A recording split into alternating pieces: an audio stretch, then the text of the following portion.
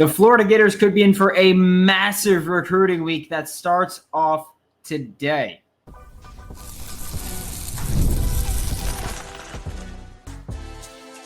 You are Locked On Gators, your daily podcast on the Florida Gators. Part of the Locked On Podcast Network, your team every day. Hello and welcome back to another episode of Locked On Gators, part of the Locked On Podcast Network, your team every day. Thanks for making Locked On Gators your first listen of the day every day. We are available daily and free reviews in the podcast and on YouTube. Happy Monday. I'm Brandon Olsen. Find me on Twitter at WNS_Brandon. Find all of my written work for New York Giants on SI. Hope everybody had a great holiday weekend. Today's episode is brought to you by Game Time. Download the Game Time app, create an account, use code Locked On College for $20 off your first purchase. Also, College Football 26 comes out. Go to the Whole Nine Sports YouTube page, and we will be having dynasties there, including a Florida dynasty. We were expecting to go live on Friday after a commitment by Malik Morris, linebacker out of Lakeland, who, again, was supposed to commit on Friday, but was also kind of like, yeah, this is the date that I'm shooting for. Like, this is the date I'm planning for. Was never a definite. Ended up not happening, as in he didn't commit anywhere. Not that he committed somewhere else, but he is expected to announce his commitment now, today, this afternoon, and will hopefully be a Florida Gator commit there. 6'1", 225-pound linebacker. And like I said, I still think he's going to pick Florida. I do. It's been the feel pretty much every time we've spoken about him has been, hey, we think he's going to pick the Florida Gators. Feels like Florida's in the lead here. And none of that has really changed, right? He took his official visit last weekend in May, if I'm not mistaken. And we were thinking about it then of, well, might commit. His was June 13th he took his visit. So June 13th he took his visit. And it pretty much felt like, hey, he might commit this weekend. And then he didn't announce anything. And then he was supposed to have an official visit June 18th to Colorado and June 20th to Missouri. Ended up canceling the Colorado one outright. Just cancel it. Then on June 20th visit, he ended up canceling that visit so that he can take an unofficial visit to Gainesville. And that was a time where, again, we were like, oh, well, could be committing right here, especially because, like I've mentioned before, that was very similar to the Jaraylin McCoy recruitment, right? In the sense of Jaraylin McCoy took his official visit to Florida, was supposed to take an unofficial visit to Texas, ended up canceling the official visit to Texas, and took an unofficial visit to Florida. It was supposed to be unofficial to Texas, ended up being an unofficial to Florida, and committed on that weekend, which was a huge weekend. That was Jaraylin McCoy, Marquez Daniel, and Carson Baker all committed 3 times in 2 days. It was the commits, if I'm not mistaken, which was beautiful. But that was a big weekend for Florida, and this kind of feels like a similar trajectory. It felt like a similar trajectory for Malik Morris, where it was, hey, take my official visit, supposed to have another official visit with a different school, cancel that one, then take it unofficial, and kind of felt like he'd commit to Florida, but that didn't happen. The final 3 schools for Malik Morris are Florida, Miami, and Texas A&M. And like I've said, it feels like a Florida edition, right? And I've said this before with regards to Miami. Couple notes. One, I don't think Miami was leading at any point in this, I guess we'll say in the closing window for Malik Morris. I don't think Miami was leading at all. I don't think Miami was even second at all, really, at any point. I feel like this was Florida and Texas A&M. And with Malik Morris and Miami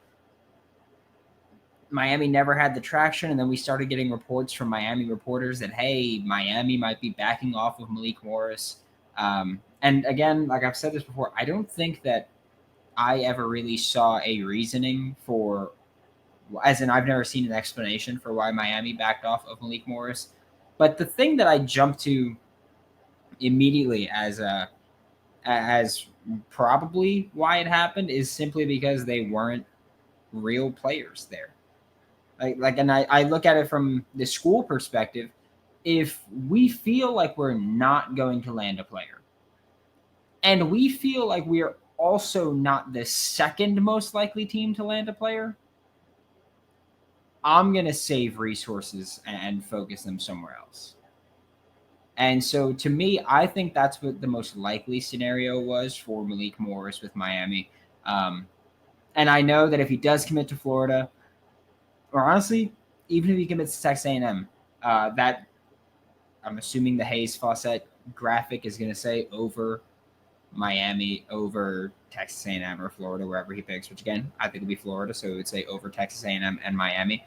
I'm going to prepare you now because the first thing that you're going to see is Miami fans going, well, we weren't pursuing him because he gained weight. He did gain weight. Yes. He's been rehabbing, dealing with stuff. So he is gained weight. Not a concern to my knowledge by anybody. I'm not going to say it's not a concern for me. I don't know him. I don't know anything about that. But I'm just saying for people that I've spoken to, they don't seem too concerned with it. And so if they're not concerned with it and they're the ones investing in him and they're the ones that are spending their time learning about him and speaking with him, if they're not concerned with it, I'm not going to be concerned with it on their behalf, you know? And so not concerned about the weight gain while dealing with rehab and everything, especially when you're in Florida. Like you could just, you diet right, you're good. Like that shouldn't be a big concern there. But also this is potentially the start of Florida building their linebacker class because Florida does not have a linebacker commit right now. They had Isaiah Williams committed. He decommitted and flipped to Ole Miss. Now they've got Malik Morris committing today, which will hopefully be a Florida Gator. You got DQ Forkba committing later this week, hopefully be a Florida Gator, or more specifically this weekend, which will hopefully end up being which will hopefully end with him being a Florida Gator. And Isaiah Williams is still in the fold. Who knows what's really going to happen with it? That's been a recruitment where I just go, hey, man, like I'm along for the ride. I've given my takes on him. I don't care so much about the flipping a bunch of times thing. So I would take all three of them if I could. And I do think that Florida would take all three of them if they could. So I'm not super concerned with Florida side of things. It's just who's in the class and who's not. We are going to talk about a name where Florida started getting some crystal balls, RPMs, whatever you want to call them when we get back with Locked On Gators. Have you ever decided at the last minute to head to a ball game with friends or family? In fact, I'm not even going to worry about the ad read because I can tell you what, I did it this weekend, okay? That's where Game Time comes in, by the way. I did it on Game Time. It's the easiest way to get last-minute tickets without the stress. Saturday came around, July 5th, and I was like, "What? I want to go to a game, right? I wasn't sure which game I wanted to go to. I was deciding between two. I was deciding between Real Madrid and Borussia Dortmund. I'm sorry if I mispronounced it. I don't watch soccer. I'm not going to pretend. But it was FIFA Club World Cup, not far away. Why not? Or Mets Yankees Subway Series. And I like that I said I was deciding it. It was a large group of people. I was one of two people that wanted the Mets game. Everybody else was like, let's go see the soccer game. So we ended up going to see the soccer game, but we got the tickets last minute. Prices were dropping, like skyrocketing, plummeting. We'll say plummeting. Right as we got to Game Time, it was beautiful. Take the guesswork out of buying tickets with Game Time. Download the Game Time app, create an account, use code Locked On College for $20 off your first purchase. Terms apply. Again, create an account, redeem code Locked On College for $20 off. Download the Game Time app today. Last minute tickets, lowest price guaranteed. Thanks again for making Locked On Gators your first listen of the day every day. We are available daily and free wherever you listen to podcasts and on YouTube. And the Florida Gators were recently thrown into the mix for a certain elite edge rusher, right? Because Kevin Ford from Duncanville is now getting, we'll say, crystal ball, RPM'd again, whatever you want to call it, to Florida. He's committing on July 11th, by the way. So that means that Kevin Ford is committing this Friday. And yeah, 4-star everywhere. All the platforms. He's a 4-star. Edge from Duncanville, Texas. Same place as Colin Simmons. kind of makes me think that they just breed edge rushers over there. Like I don't know. I will say that I didn't hear a ton about Duncanville, especially because Florida wasn't involved in Duncanville. But since I've heard about them, it's just edge rushers. Like that's just what they've got there. So that's what I'm assuming they breed them by. Maybe that's wrong, but I'm gonna have fun with my assumption anyway. 6'3", 245 pounds. Took visits in order. His official visits went Alabama, Florida, Texas A&M, and Ohio State. In that top three, because Alabama is just completely out of it, in the top three released with the announcement of where he's committing or when he's committing, he had Florida, Texas A&M, and Ohio State in that three. That's it. Those are the three schools that were there for him. And I will say that I think it's mostly down to Florida and Ohio State. I think that Texas A&M is indeed on the outside looking in. And my reasoning for it is I remember early on in Kevin Ford's recruitment that I remember Texas A&M getting a lot of hype. Like I remember, I want to say summer of last year, maybe even spring of last year, seeing the crystal balls and the RPMs and all that stuff for Kevin Ford to go to Texas A&M. And then he didn't. Right? Like that he didn't. That didn't happen. And so when I see all of that traction, to me, I just think of it as, well, if he didn't commit, why would he now? Right? Like, I kind of look at it like when we talk about a kid that's committed and then there's another school that is pursuing him, like the Tavares Dice, like I mentioned so many times, where he commits somewhere early on in the cycle or early-ish in the cycle. And for the whole time, it's like, oh, well, Florida's knocking on the door. Florida's knocking on the door. It feels like at a certain point, it feels like it's really hard to hold on if you're Auburn. And when I look at Texas A&M with Kevin Ford, it felt like Texas A&M had, the leg up. They were the favorite for so long. And then didn't get him. And he's uncommitted right now, right? And so when I think of that recruitment and I go, okay, well, you were in the lead for so long, right? And everybody thought you were in the lead for so long, but you never committed there. I don't know. I just look at it and I go, all right, well, that's, to me, I think that just is a sign that you can't close, right? That's how I think of it, at least. Maybe I'm wrong, right? It's entirely possible that I'm wrong. But the way that I look at it is if you've got the leg up over everybody, and it feels like you've got the leg up over everybody, and then you never finish the job, it feels like maybe you can't close, or maybe he doesn't really want to go there. Maybe they're in there, and again, this could totally be wrong, right?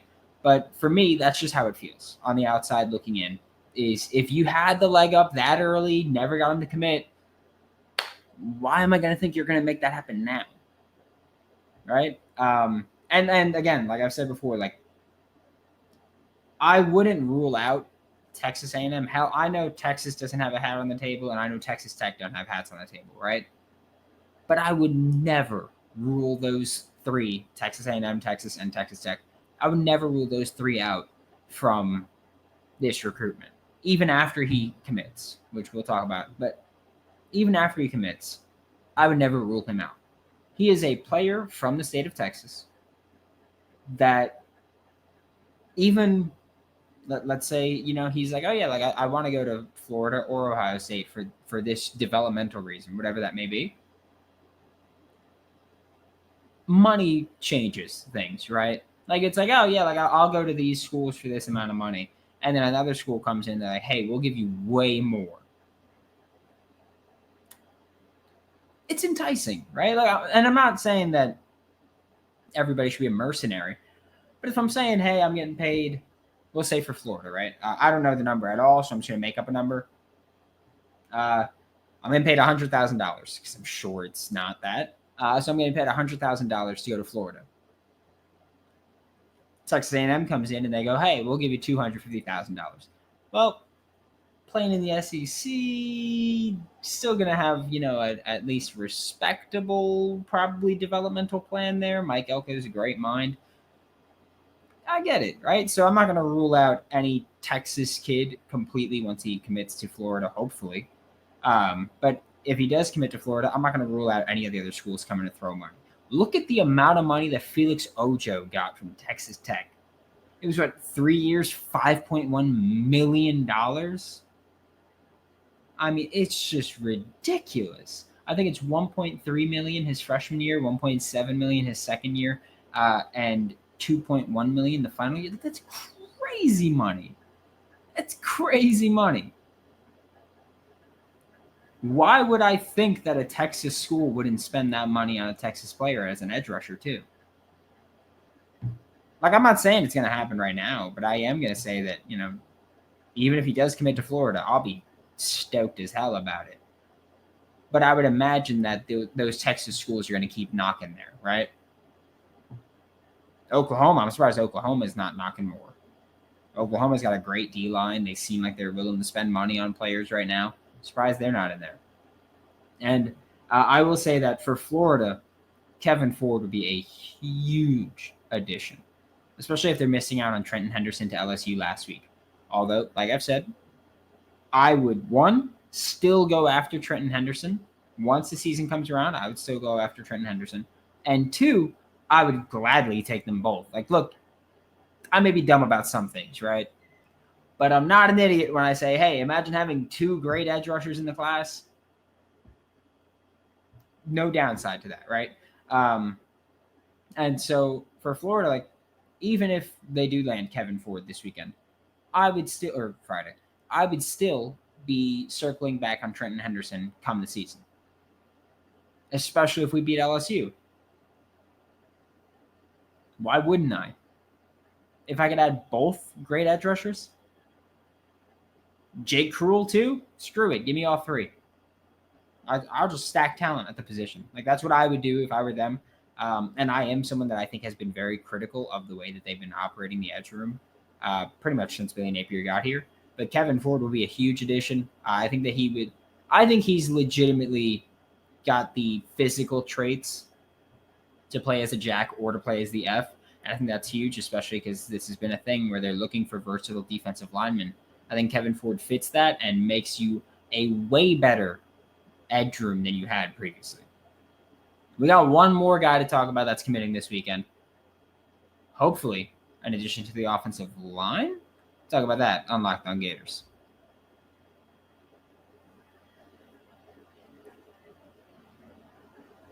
Thanks again for making Locked On Gators your first listen of the day every day. We are available daily and free wherever in the podcast and on YouTube. To wrap up today's show, we are talking about Heze Kent, 4-star on all platforms. I almost said 4-star tight end. And I will also say again for Heze Kent, Heze is how I was told it's pronounced. If that's wrong, I'm sorry and I will correct it. But interesting note on Heze Kent is, and again, it's something that we've talked about before. I've especially been talking about it in recent weeks because it started to become more of a possibility, I guess we'll say. And we talked about it happening, but it appears that now recruiting services are also starting to list him officially as an offensive tackle. And so it feels like we might not any longer be at the, well, he should probably move to offensive tackle at some point. It feels like the move is now, hey, he's moving to offensive tackle, which, by the way, is a huge positive for him, right? Like we've talked about him as a tight end, saying, hey, he's a huge person. 6'5", 6'6", 300 plus pounds. On 3 list him as 320 pounds. Like, huge human being, right? But I think, and again, this has been a thing that, fans on social media and in the comments section have been talking about, where he's huge. He's probably going to move to offensive tackle first, right? But for whatever reason, tight end was, for a long time, the thought. Maybe it was, well, yeah, he's obviously offensive line size, but he can move like a tight end, because he still moved pretty damn well. And so he can move like a tight end. Imagine having him at tight end. I thought maybe part of the conversation would be, well, if we can trim him down, he can become even more athletic at tight end. Like that would be a huge thing. He could be more nimble, whatever it may be, right? He could be even more athletic at tight end. And so maybe that was the selling point for a while. The obvious other side of the conversation is you are already this large. You already, or sorry, we'll put it this way. You are already this large, and you still move great. Like you're still a fantastic athlete at that size. Let's get you at offensive tackle. Let's get you at a premium position. And let's refine your athletic traits with your technical skill. And let's make you great. And honestly, one, that should have been the selling point the entire time. And two, I'm glad that he's finally leaning in on that. Because again, like he moved well at 6'5", 6'6", 300 pounds, right? As a tight end. Like he moved well for a tight end. Not that he just moved well for someone that big. He moved well for a tight end. And so if you're going to be that big and move that well for long distances or longer distances, imagine what you can do when you're fighting, I guess we'll say more in a phone booth at offensive tackle, right? Agile kid, right? Nimble looking. We've been harping on this for the offensive line class, where, or at least I have been, where when we're talking about offensive tackles or offensive guards, footwork is a huge part. And again, I've mentioned this a few weeks ago. I was covering New York Giants mini camp in person, and we had offensive tackle Jermaine Illuminor, who has played offensive tackle and guard in the NFL level. And he's talked about Evan Neal making the move from tackle to guard. And he's spent a lot of time talking about how what used to be the conversation of, are you tall enough to play tackle? Do you have long enough arms to play tackle? Are those the things? No, then go to guard. Now, a bigger part of the conversation has become, do you have the footwork to play offensive tackle? Because when you're playing offensive tackle, you need to back up, and it's more reactionary, right? It's more patient is how he described it. But you're dropping and you're waiting for an edge rusher to come interact with you in some way, right? Guard, you're just banging. And so it's like, well, the footwork is less important at guard. But on at tackle, you got to work a lot more in space. And so footwork is very important there. Heze Kent has good footwork. He's a very agile athlete. Get a great athlete at tight end, put him at offensive tackle, and let him develop and let him work, and you can find greatness there. He took official visits to Florida, Miami, Georgia Tech, Texas, and Florida State, but it has felt like Florida for so long now. Some of these schools have taken tight ends that might have him off the board now, or he might have been like, all right, well, they have a tight end there that I don't want to play with, so I'm not going to play with them.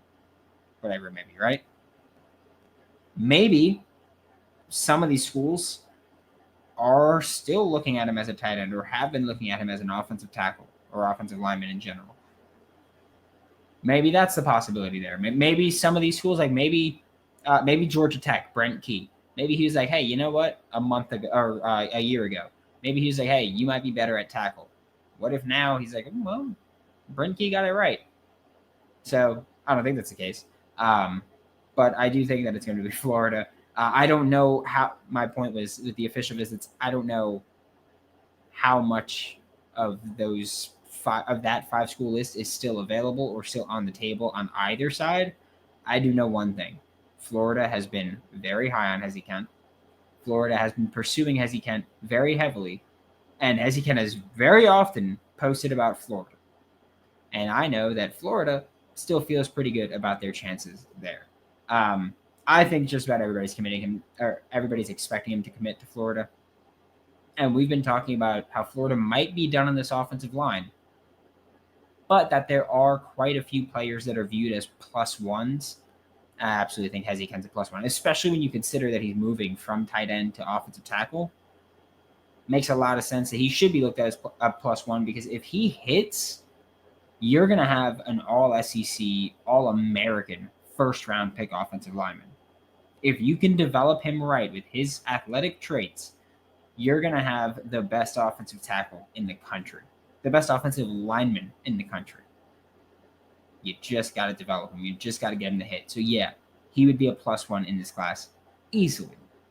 Thanks for making Locked On Gators your first listen of the day every day. We are available daily and free every single podcast and on YouTube. We will be back hopefully later today to talk about Malik Morris. If not, we will be back tomorrow at the absolute latest. For Locked On Gators, I'm Brandon Olsen. Don't forget to follow me on Twitter at WNS_Brandon. Find all my written work with New York Giants on SI, and I'll see you all next time.